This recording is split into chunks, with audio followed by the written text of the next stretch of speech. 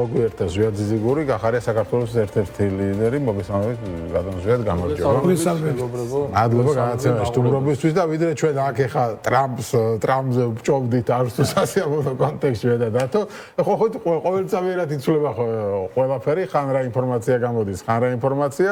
აგერ ეხა ბოლო ინფორმაციით დონალდ ტრამპი გამოვიდა და ამბობს, რომ სერიოზულად განვიხილავ რუსეთზე დიდი მასშტაბის საბანკო სანქციებს. სანქციებსა და ტარიფებს. მანამდე სანამ ცეცხლის შეწყვეტა საბოლოო შეთანხმება არ იქნება მიღწეულიო. ხო, ეხლა რუსეთს ემუქრება. მოკლედ არ ვიცი, იმ ფაქტზე დაყნობით, რომ რუსეთი ახლა აბსოლუტურად ბომბავს უკრაინას ბრძოლის ველზე, სერიოზულად განვიხილავ რუსეთზე დიდი მასშტაბის საბანკო სანქციებს. და მე რას თქვა, რუსეთსა და უკრაინას მიმართავ დასხედით მაგიდასთან ახლა ვიდრე ძალიან გვიანი არ იქნება. მადლობაო, დაწერა სტრამპა და სამი ძახილის ნიშანი არის ბოლოში. მოკლედ ზვიად რას ფიქრობ? რა დღეში ვართ? გეტყვი და ვეცდები ჩამოვაყალიბო, რასაც ასე იგი, ყველანი ვუყურებთ ახლა რუსეთ-უკრაინის კონფლიქტს, იმიტომ ყველაზე მეტად ვისაც ეხება დედამიწის სულზე კონფლიქტი როგორ დამთავრდება, ეხება საქართველოს. მე ასე ვუყურებ შეიძლება სუბიექტური უკრაინის მერე ალბათ. უკრაინის მერე, ხო, აი კონფლიქტის დამთავრების შედეგები ჩვენ შეიძლება ან პოზიტიურად წავიდეს ჩვენი ქვეყნისთვის, ან ნეგატიურად წავიდეს. იმდენად დიდი მნიშვნელობა აქვს ამას როგორ წავიდეს, რომ ის ეხლა ხელისუფლების მხარეს ხარ, ოპოზიციონერი ხარ, რაღაც, ის ჩემი აზრით ყველასთვის საინტერესო უნდა იყოს, რომ კონფლიქტი დამთავრდეს ისე, მშვიდობა დამყარდეს ისე, რომ ამბიდან რუსეთი არ გამოვიდეს გამარჯვებული. ლაპარაკობ შალარამიშვილმა პირდაპირ გამოაცხადა ტელევიზიით, რომ უკრაინა თუ წააგებს, ეგ არის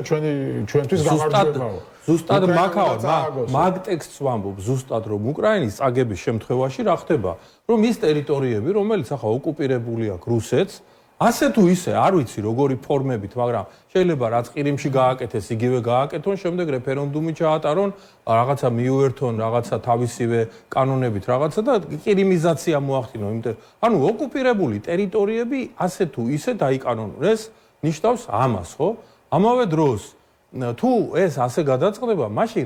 რა ელის ჩვენ არაღიარების პოლიტიკას, რა არის სოხუმს, რა არის ცხინვალს, როგორი უნდა იყოს დასავლეთის ქვეყნების დამოკიდებულება არაღიარების პოლიტიკის უსაფრთხოების ნაწილში, საქართველოს სადა ვართ და რა ვითარებაში ვართ, რა თქმა უნდა ძალიან სერიოზული და მნიშვნელოვანი საფრთხეების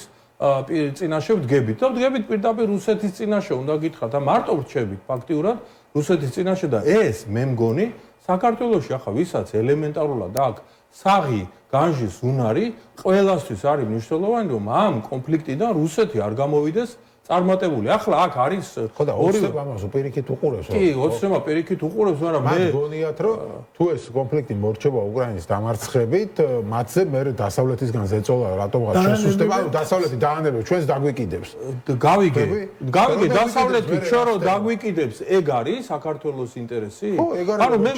მაგას დავდობ რომ პირისპირ დავრჩებით რუსეთთან თქო და ეგენი თუ მაგითი ხალისობენ რომ პირისპირ დავრჩებით რუსეთთან, ვერ გავუმარჯოთ. ესე იგი, რა გვრჩება შემდეგ პერსპექტივაში, მე გეტყვით ახლა არაერთხელ მithქვამს და ვიტყვი 3+3 ფორმატი გვრჩება. 3+3 რა ფორმატია?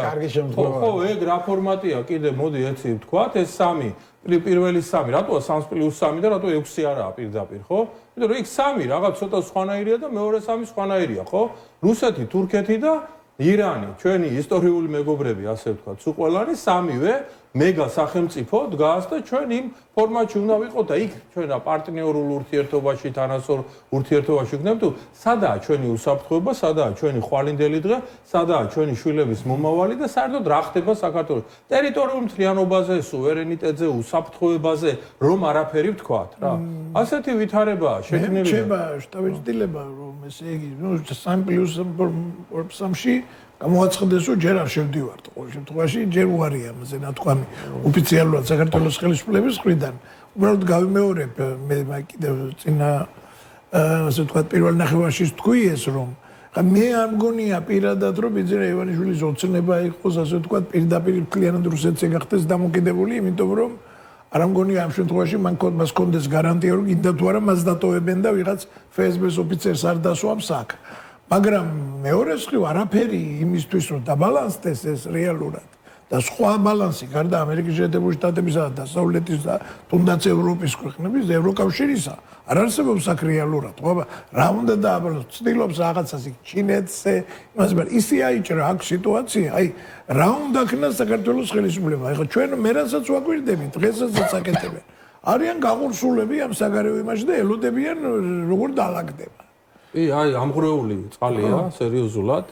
და ელოდებიან რომ ემან რამე არ შეგვეშალოს და ლოგიკურიც არის. მე გეთანხმები ერთ რამეში რომ ის რომ ახლა ბიძინა ივანიშვილს აქ უნდა რომ რუსეთის ის გახადოს ეს თვითონ და რუსეთი უფროსად არავის უფროსობა არ უნდა მოკლედ ეს არის მისი ქვეყანა მოინიშნა უკვე დაადო თათი და თქვა რომ ჩემია რა ეს შემოღობილი არის ჩემი ევროპა სანამ ჭირდებოდა ამ შემოღობილში რომ ყოფილიყო თვითონ უფროსი მანამ ევროპა იყო კარგი ეხლა ევროპამ რო უთხრა რომ ასე არ არის ბიძია როგორც შენ მიყავს სიტუაცია და ესე შენ ვერ დარჩები ხელისუფლებაში ამის მერე თქვა რომ აი მაშინ ევროპა არ მინდა ცუდია ევროპა ცუდია ამერიკა და კარგია რუსეთი ესეც ტაქტიკა არის იყენებს იმისათვის რომ თავისი ძალაუფლება აქ მაქსიმალურად შეინარჩუნოს არაფერი დიდი სტრატეგიული ხედვები და რაღაცა აქ არ არის და არ იკითხება უბრალოდ ადამიანი ამბობს რომ ამ ტერიტორიას არ შეეხოთ რა ეს ჩემია ეს ტერიტორია ჩემია აბა რა არის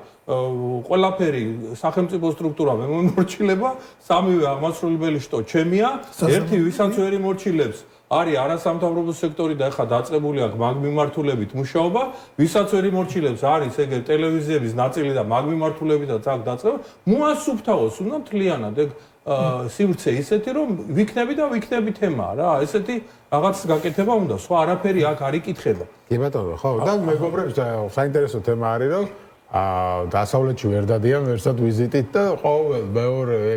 კვირას თუ ყოველ კვირას აქვს შუა აზიაში ვიზიტი მოიარეს ახლა არ ვიცი ხან აზერბაიჯანში ჩადიან ახლა უზბეკეთში არიან თურქმენეთში ყაზახეთში იყვნენ წინა დღეს და უზბეკეთში ესეთი ამბავი მოხდათ რეკლამამდე ვიხსენებდი ჩვენი ქართული დელეგაცია მიიყვანეს ახლა დამოუკიდებლობის უზარმაზარი მონუმენტი ქონიათ უზბეკეთში სადაც მთავარი ფიგურა არის თემურლენგი და ყვავილებით შეამკობინეს და არის ახლა ამას დიდი ამბავი ატეხილი რომ თემურლენგი იყო ერთ-ერთი ყველაზე სასტიკი მტერი ჩვენი ქვეყნის 8 ჯერ შემოგვესია ეს უპატრონო ჩვენი ბრალი იყო რო შემოგვესია ჩვენი ბრალი იყო თავიდანვე დაუნებებოდი გიორგი მე-6-ემ გაუწია წინააღმდეგობა ხო და ესე ჩვენი ბრალი იყო რა ბრალი ხო მოკლედ აბა ომი გინდოდათ აი ომი თუ გინდოდათ ეგ არის ხო და ეხლა ვკითხულობ რა ისე რაზე ვიცინით რა ხა რომ დაფიქრდება ხო არა მაინტერესებს თემურლენგი არის თუ არა მტერი საბოლოო ჯამში ხა მე ვფიქრობ რომ ამათთვის მტერი არის ეკაგიგაური თორე ხა თემურლენგი რა მტერია თავად მტერი არის ეკაგიგაური მედია NGO და ასე შემდეგ არაფერი საწინააღმდეგო არც უზბეკეთის ამაკ არც თურქმენეთის არც ჩინეთის და არც იმის მაგრამ ჩვენ ამდენი წელიწადია 20 წელიწადზე მეტია უკვე მივდივართ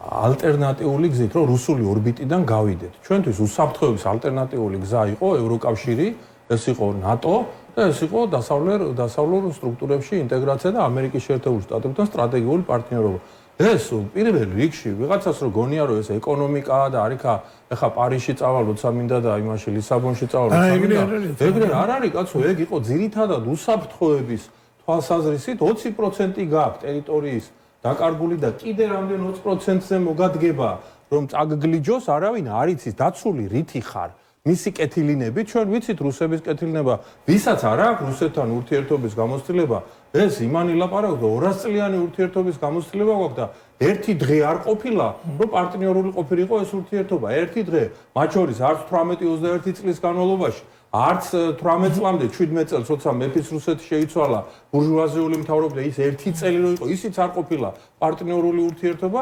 მაშინაც მუდმივად აქ იყო ხან რაღაც თავისუფლად ეს ჩაურთავს ვიაცო ის რომ არაღიარების პოლიტიკა რასაც ქვია ეს მარტო საქართველოსი არ არის დამოკიდებული აქ ის რომ ამერიკის შეერთებული შტატები და ევროკავშირის ქვეყნები პრინციპულად არაღიარებენ და ამერიკას კანონი აქვს სპეციალური მიღებული რომ ამერიკისგან დახმარებას ვერ მიიღებ თუ აფხაზეთს აღიარებ და წინვალის რეგიონს. ეხლა თუ ეს დავიკიდეთ ფეხებზე. ნუ კაცმა არის ის მაშინ რა მოხდება რა უკვე თავისთავად დათო კითხეთ მაშინ მოქმედ დიპლომატებს იმ პერიოდში ვინც იყვნენ რა. ამერიკის შეერთებული შტატები ძირითადად და ევროპის სახელმწიფოებიც ტელეფონზე პირადად ურეკავდნენ საგარეო ურთიერთობის მაღალი ჩინოსტები ურეკავდნენ იმ პატარა სახელმწიფოებს რომლებიც აპირებდნენ აღიარებას და ბევრი ჩაჩეხეს თემა, როდესაც აპირებდნენ აღიარებინათ აფხაზეთი და სამხრეთ ოსეთი და უკან წააღებინეს და მე მაგას ვამბობ, როგორც კი ამ მიმართულებით ამერიკის შეერთებული შტატები, ევროპის წამყვანი სახელმწიფოები შეასუსტებენ. იმაზე კი არ ვამბობ, რომ გამოვლენ და დეკლარირებულად იტყვიან, რომ არ აღიარებს პოლიტიკა, არ გვაინტერესებს ჩვენ და რაც გინდა, იმას კი არ იტყვიან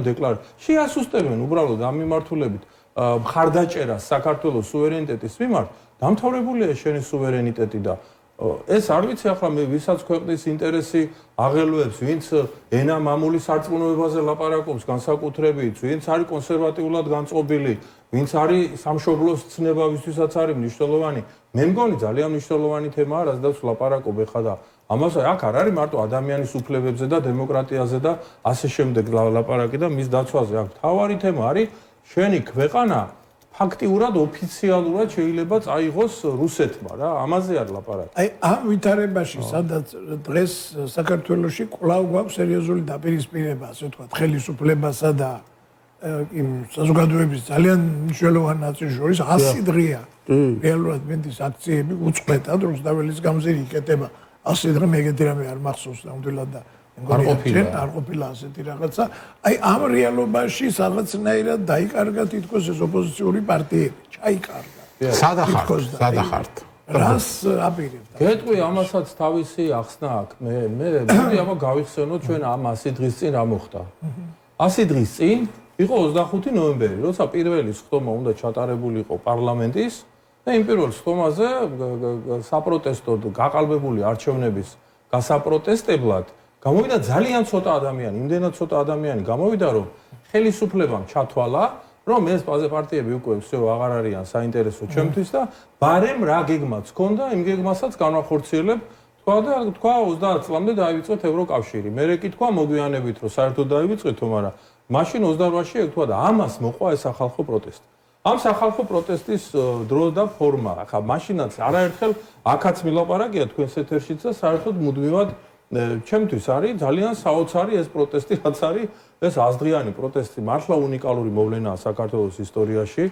მართლაც საოცრად დიდი მნიშვნელობა ჰქონდა და დიდი როლი ითამაშა ამ არალეგიტიმურობის საკითხში. ის რომ ევროკავშირის ქვეყნებმა საერთოდ არ აღიარეს ლეგიტიმურად ხელისუფლება და იმიტომ დადიან უზბეკეთში და თურქმენეთში, რომ ევროპაში ვეღარ დადიან, არ აღიარებენ იქ. ეს არის იმ აქციების და იმ ბიჭების და გოგოების, რომლებიც დაპატიმრებულები არიან და ციხეში შედან. მაგრამ სრულიად უცნაური აქციებია, მე მაინც ქრესტომატიული აქციების მომხრე ვარ. ანუ აქცია როგორი უნდა იყოს, როგორც ჩაგვიტარებია კომუნისტების წინააღმდეგ, შემდეგ შევარნაძის წინააღმდეგ, შემდეგ სააკაშვილის წინააღმდეგ ვატარებდით ამ აქციებს და ვატარებდით ტრიბუნა იყო, ორატორები გამოდიოდნენ, კონკრეტულ რაღაცას ითხოვდნენ კონკრეტული ადრესატისგან. ითხოვდნენ ამას და ეს კონკრეტული ადრესატი ხშირად დისკომფორტში იყო. ასე დიდხანს ვერ გრძელდებოდა, ხო? რა თქმა უნდა, გეთანხმები, იმიტომ რომ ასეთ აქციებს შეიძლება უფრო ადვილად დაშლიდა ხელისუფლება. ამას რომ იყო სოციალური ქსელებით, რომ არ ყავდა ერთი ლიდერი, 10-ობით, შეიძლება 100-ობით ლიდერი ყავს ამ აქციას, რომელიც იმართება, ამის გამო გაძრო ამან 100 დღის განმავლობაში. მაგრამ თუ ამ აქციამ არ შეიძინა რაღაცა ტიპის პოლიტიკური რაღაცა ტიპის შტრიხები, ისე გეტყვით, რომ ხელისუფლებაც მიეჩვია ამ აქციას ბოლოს და რაიმე ტიპის რა შემთხვევაში ხდება ხელისუფლების უკან დახევა. უნდა გამოვიდეს რეგულარულად, დავუშვათ 10 დღის განმავლობაში, 2 კვირის განმავლობაში და გამოვიდეს 100,000-ზე მეტი ადამიანი ყოველდღიურად ქალაქში. ასეთ შემთხვევაში, რა თქმა უნდა, ის რომ გონია, რომ რაღაც წავიდა, მუხტი და რაღაც ამის გაკეთება არის პოლიტიკური პარტიების რა ვიცი, მე ვფიქრობ ამოცანა და თუ მოახერხებენ პოლიტიკური პარტიები ამის გაკეთებას, ასეთ შემთხვევაში ახალი მუხტი და ახალი თემა წამოვა. ოღონდ ახალი თემა რომ იმაში რა ქვია ადგილობრივ არჩევნებში და მიიღოს თორ ოპოზიცია მონაწილეობა. ოღონდ გეტყვი, მე რა მაგაზეც გეტყვი, ესე იგი უბრალოდ იმისათვის რომ პოლიტიკურმა პარტიებმა ამ ყველაფერში მიიღონ მონაწილეობა, რაღაცა ტიპის კონსენსუსი იმ ხალხს შორის, რომელიც დღეს ხელმძღვანელობს ამ აქციებს, შეიძლება ერთი არ არის და 100-ია, დაუშვათ ასეთი ლიდერი, მაგრამ რაღაცა ტიპის დიალოგი, მოლაპარაკება, ჩამოყალიბება უნდა მოხდეს. დღეს როცა ლაპარაკია 4-ხმა ოპოზიციურმა პარტიამ მოილაპარაკოს ერთმანეთში და სალომე ზურაბიშვილის ეგიდის ქვეშო, ეგ 4 ოპოზიციურ პარტია ხო ხედავთ ახლა 3 თვის განმავლობაში კოორდინაციის რეჟიმში მეტნაკლებად მუშაობენ, გაერთიანება და რაღაცა ერთ პარტიად გადაქცევა ეს გამორიცხული თემაა და ხო უნდა ნახო რომ რეალურად ეს არ გამოვა და შეუძლებელი ამბავია. მეტნაკლებად მუშაობენ და მე ვფიქრობ რომ საზოგადოების იმ ნაწილთან რომელიც ამ აქციებზე მუშაობს და პოლიტიკურ შემადგენელს შორის რაღაცა ტიპის კონსენსუსი ან რაღაცა ტიპის საერთო უნდა იქნას მონახული რომ ეს გადაიზარდოს რაღაცა სხვა მასშტაბში და სხვანაირი ხასიათი და თვისობრივად სხვანაირი გახდეს. სხვაგვარად არ ვიცი მე ვერ გეტყვით და ვერ ვხედავ სხვანაირად როგორ უნდა გააქტიურდეს ქუჩაში ისევ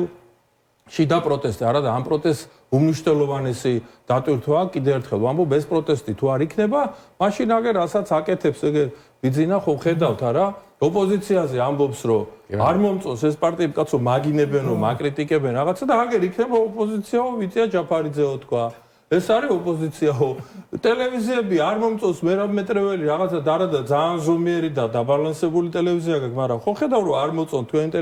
ტელევიზია იქნება აგერ იმედი მაესტრო და პირველი არხიო ამბობს ეგერ არასამთავრობოები იმიტომ ქვიათ არასამთავრობოები რომ თავრობას დამოკიდებული არ უნდა იყვნენ და არასამთავრობოები ეგენი არ ვარ გავა და მე გამოვყოფ ფულს და მე დავაფინანსებ კარგ არასამთავრობოებს ვამბობ ასეთი მიმართულებით მიყავს და ვინ შეუშლის ხელს არავინ არ შეუშლის ხელს ამიტომ ვფიქრობ რომ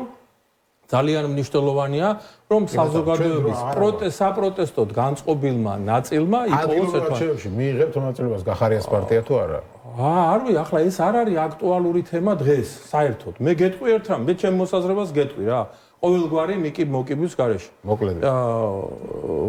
მაგალითად ადგილობრივი თვითმმართველობის არჩევნებში თბილისის მერი რომ წაართვას პროტესტანტებმა ხელისუფლებას ეს არის მნიშვნელოვანი ბერკეტი თუ არა ბათუმის მერი რო წაართვას მაგრამ მე დარწმუნებული რომ ვერ წაართვებს ერთი თემა უბრალოდ მე სხვა რამეს გეტყვით რა განაწყვეტილება ადგილობრივი თვითმმართველობის არჩევნებში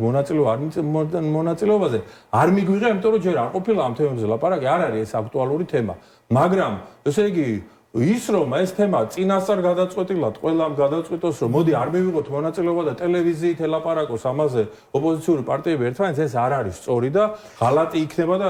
ერთ რამეს გეტყვი რა კიდე არ მონაწილეობის არ მიღებაზე ადვილი არაფერი არაა მერაბ არ მიიღებ რა არც ფულს დახარჯავ არც ხალხში ივლი არც რამეს იმას იზამ რა ქვია დააორგანიზება რა და თან იტყვი რომ არ მინდა ამ CSKO-ს პირობებში ამ MBD-ს პირობებში იმაში არ მიიღე მართალი გამართული პოზიცია გექნება და იჯექი სახში დაიძინებს ბიძინა ივანიშვილის ხელისუფლება ამაღამ და არ დაიღვიძებს სხვა იმასაც ვიტყვი თუ დაუშვათ არა მარტივას ვიტყვი თუ დაუშვათ არჩევნებს ვერ იგებ იმიტომ რომ ეს იქნება რაღაც ღალატი და ჩამოგდება შეგიძლია ხო არ ბევრი თემა, ამიტომ მე ვფიქრობ ძალიან მნიშვნელოვანი პოლიტიკური თემაა და მე ვფიქრობ რომ ამას ესე ჰაიჰარად ლაპარაკი არ არის მარგინალიზაციისკენ რაც უფრო მეტად წახვალ მე ერთი წამი მაქვს ერთი წამი კი აი შეხედე რუსები რო შემოვიდნენ საქართველოში მეფე რო ჩამოაგდეს მაშინ ერთი თავად იყო მაჩაბელი რომელიც არ აღიარებდა ამ რუსებს რა და ჩაიკეტა პროტესტის ნიშნად სახში და კვირაში ერთხელ გამოაღებდა ფანჯარას წავიდნენ იკითხავდა არ წავიდნენ და მოიკეტავდა ისე და მოკვდა ის მაჩაბელი და რუსები კი დარჩნენ და არ არის გესმის თემა და მეორე თემა იყო ალექსანდრე ბატონიშვილი ხანიკიდან შემოახტებოდა ხანიკიდან პრობლემებს უქმნიდა და იმ ალექსანდრე ბატონიშვილი რომ მოკვდა იმის მერე კიდე 40 წლის მერე ეშინოდათ რუსებს ესეთი თემა იყო ამიტომ ბრძოლის ფორმაა როგორ რანაირად გამოიყენებენ პარტიები მე ჩვენ პარტიაზე კიდე ერთხელ გეტყვი ჯერ არ გვიმსჯელია მაგ თემაზე და გადაწყვეტილება მიღებული არ აქვს მადლობა ზვიად ძიგური იყო ჩვენ სტუმარი ასეთი